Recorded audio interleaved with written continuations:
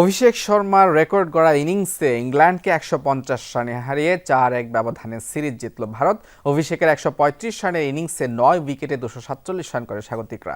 জবাবে মাত্র ৯৭ রানে গুটিয়ে যায় ইংলিশরা। মুম্বাইয়ের মাঠে টি-টোয়েন্টিতে এটি সর্বোচ্চ রান, যেখানে সব আলো একাই কেড়ে নেন অভিষেক শর্মা। ৫৪ বলে ১৩৫ রানের বিস্ফোরক এক ইনিংস খেলেন তিনি।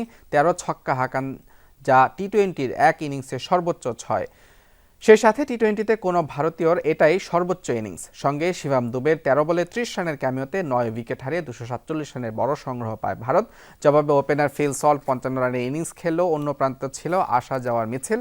২ অঙ্কের ঘর স্পর্শ করতে পেরেছেন আর কেবল জ্যাকব ব্যাথেল। শেষ পর্যন্ত ১০ ওভার ৩ বলে মাত্র ৯৭ রানে গুটিয়ে যায় ইংলিশদের ইনিংস। ঝড়ো সেঞ্চুরির সঙ্গে ২ উইকেট শিকার করে ম্যাচ সেরা হয়েছেন অভিষেক শর্মা, সিরিজ সেরা হয়েছেন বরুণ চক্রবর্তী।